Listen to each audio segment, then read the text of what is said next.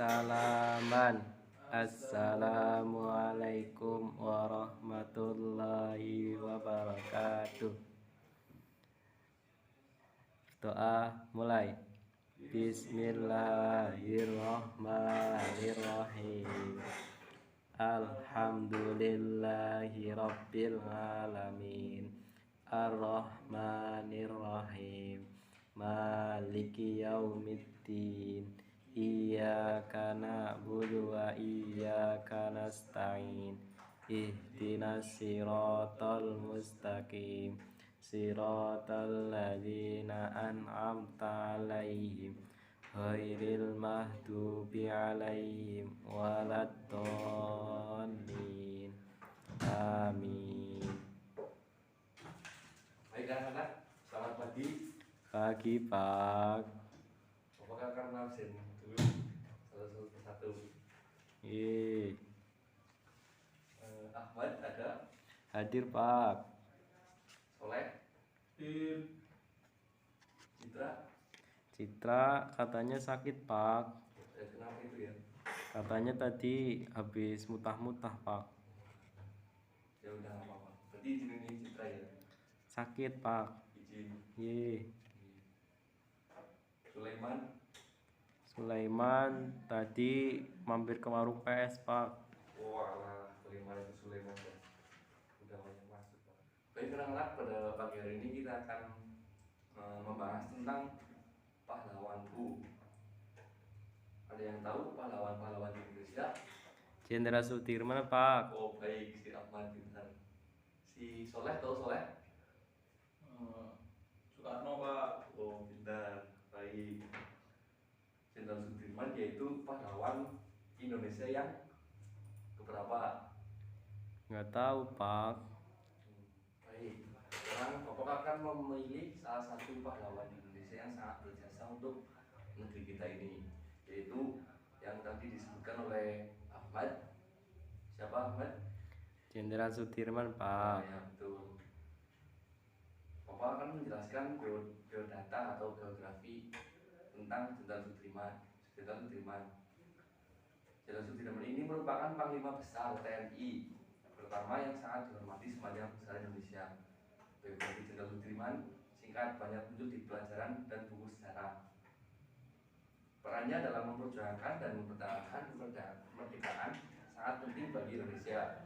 Jenderal Sudirman merupakan pahlawan nasional yang jasa-jasanya yang besar. Berkat beliau, kedaulatan dan kemerdekaan bangsa Indonesia masih dipegang hingga saat ini. Kisah hidup, perjuangan dan teladannya bisa dilihat dari biografi Jenderal Sudirman singkat. Baik, kalau Bapak saya mau tanya, kalau pahlawan-pahlawan dari kalian sendiri itu siapa ya? Ibu, Pak. Pak, itu Sulaiman, Pak. Waduh, sini masuk. Dari mana Sulaiman? Dari rumah, Pak. Oh, Biasa. tadi katanya dari itu warung PS. Ya biasa. Oh iya udah.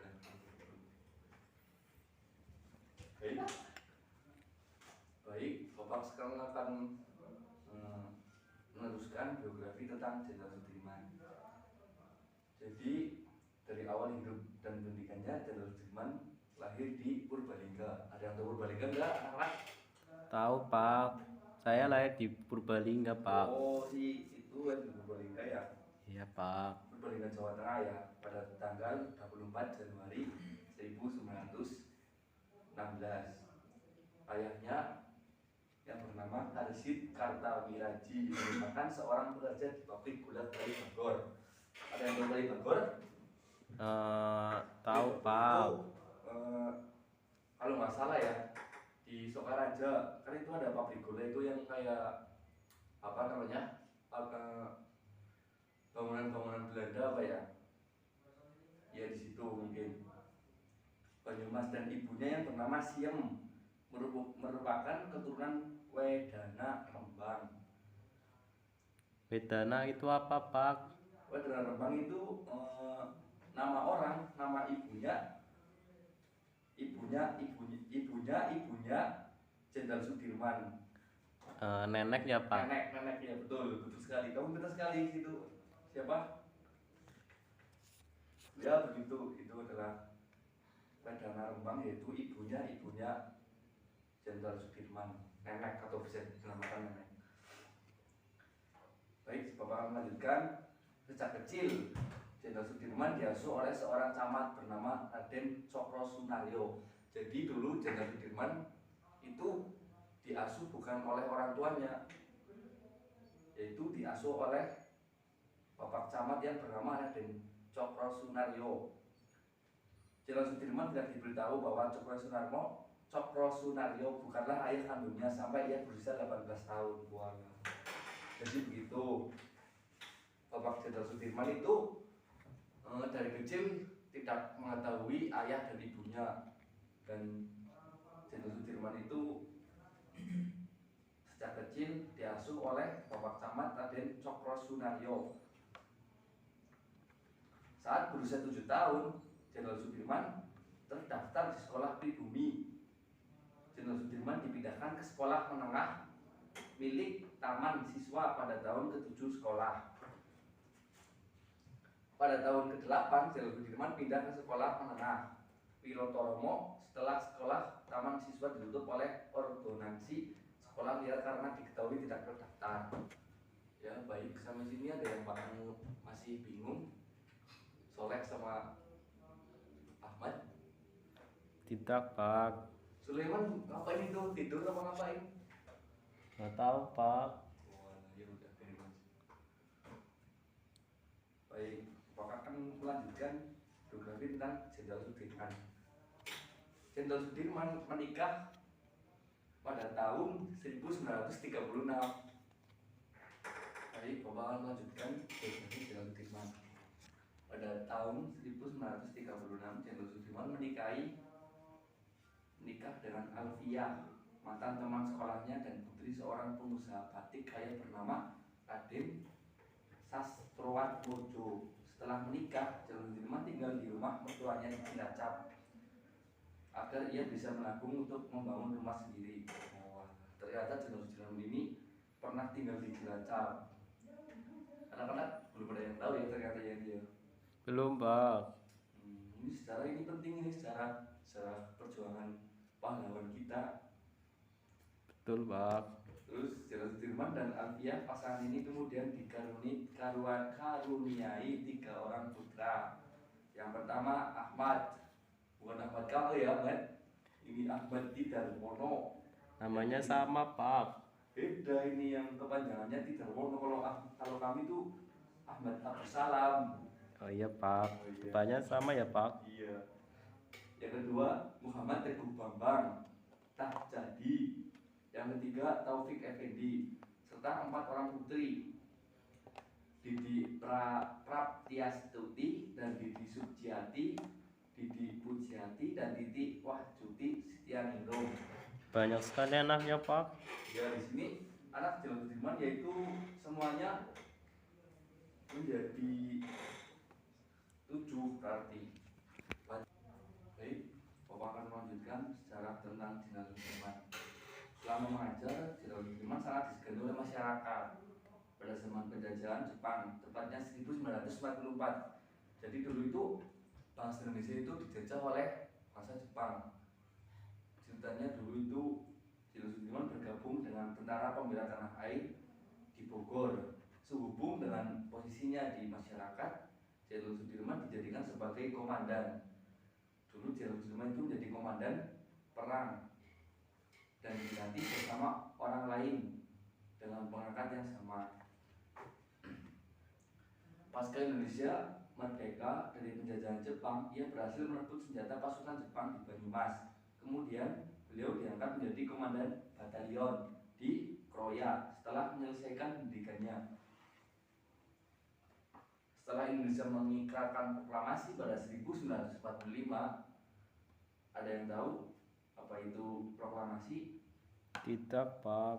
Proklamasi yaitu seperti, ada yang tahu proklamasi? Tidak Pak. Jadi gini, proklamasi itu seperti pernyataan bahwa negara ini sudah sudah merdeka negara Indonesia. Contoh seperti di upacara-upacara kan ada itu yang namanya pembacaan Undang-Undang Dasar. Itu seperti itu kurang lebihnya proklamasi. Pada tahun 1945, Jenderal Sudirman melarikan diri ke Jakarta untuk menemui Presiden Soekarno. Sang proklamator menugaskan Jenderal Sudirman untuk mengawasi proses penyerahan diri tentara Jepang di Banyumas yang dilakukan setelah mendirikan divisi lokal Badan Keamanan Rakyat. Ia lalu menjadi Panglima Divisi Banyumas, sudah TKR atau yang bisa disebut Tentara Keamanan Rakyat. Jadi dulu itu bukan TNI, kalau sekarang kan TNI, Tentara Negara Indonesia. Kalau dulu itu TKR, Tentara Keamanan Rakyat. Pada tanggal 12 November 1945, dalam pertemuan pertama TKR, Jenderal Sudirman terpilih sebagai pemimpin TKR setelah melalui pemungutan suara buntu 2 tahap.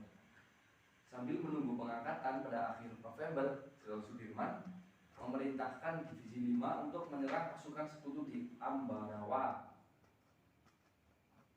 Perang Ambarawa melawan pasukan Inggris dari Nika Belanda dari bulan November sampai Desember 1945 adalah perang besar pertama yang ia pimpin karena ia berhasil memperoleh kemenangan. Pada pertempuran ini, Presiden Soekarno pun melantiknya sebagai jenderal. Jadi, mohon maaf, sebelumnya itu belum jadi jenderal. Jenderal Soekarno itu jadi jenderal dikarenakan ia berhasil memperoleh kemenangan pada pertempuran ini. Jadi Jenderal Sudirman itu sebelum kemerdekaan itu belum dipasrahkan menjadi jenderal, yaitu masih Sudirman, belum jadi jenderal. Ia diangkat menjadi jenderal pada 18 Desember 1945, resmi diangkat menjadi Panglima Besar TKR setelah penarikan tentara Inggris lantaran diserang sejumlah pasukan yang diperintahkan.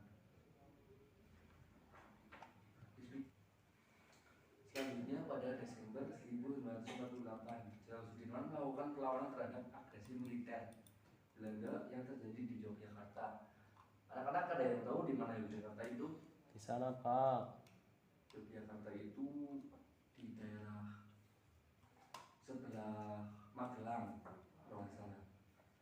Sekelompok kecil tentara dan dokter pribadinya, Jenderal Sudirman melakukan perjalanan ke arah selatan dan memulai perlawanan gerilya selama 7 bulan. Jadi dulu itu perang Ambarawa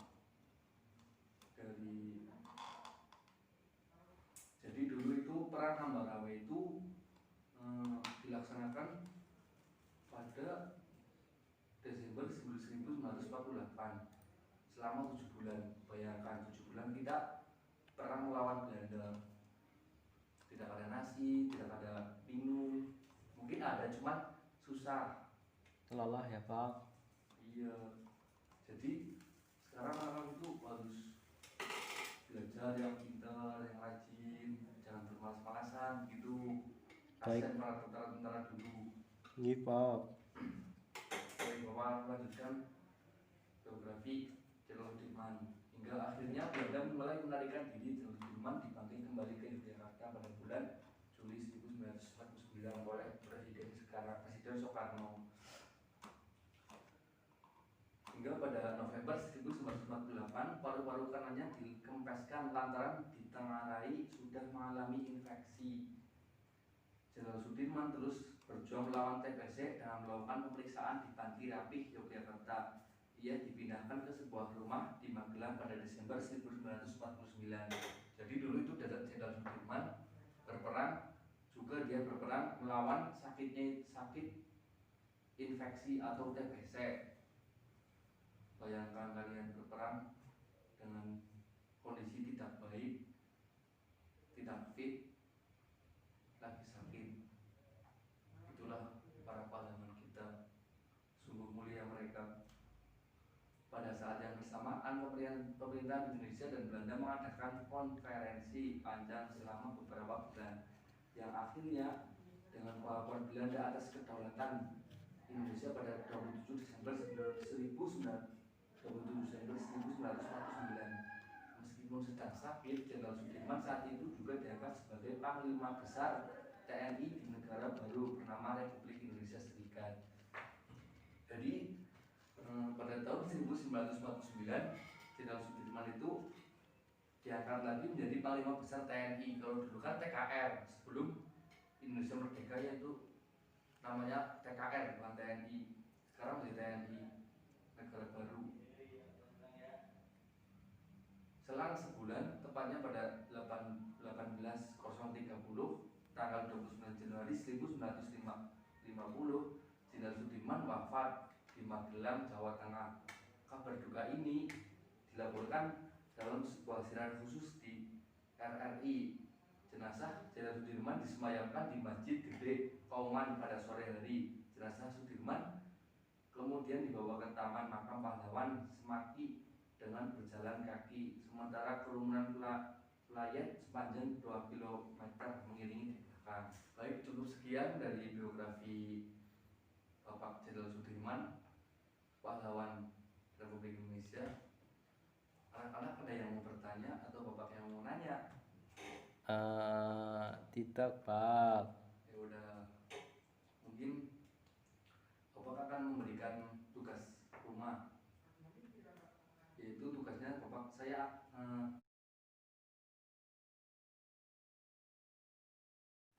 baik, Bapak akan memberikan tugas pada kalian. Tugas rumah dikerjakan di rumah. Jangan banyak-banyak, Pak. Enggak banyak. Tugasnya yaitu tulislah nama-nama pahlawan sebanyak mungkin. Udah, itu aja tugasnya. Itu saja, Pak. Ya, Dikumpulkan kapan, Pak? dikumpulkan besok. Mungkin waktu sudah selesai untuk mata pelajaran Bapak pada pagi hari ini. Ayo Ahmad, mohon dibimbing berdoa untuk pulang. Di tempat duduk siap, gerak, berdoa, mulai. Bismillahirrahmanirrahim. Wal asri innal insana lafi khusrin illal ladina amanu wa ngamilus solihati wa tawasau bil haqqi wa tawasau bis sabr. Cukup sekian dari Bapak, kurang lebihnya mohon maaf. Assalamualaikum warahmatullahi wabarakatuh. Waalaikumsalam warahmatullahi wabarakatuh.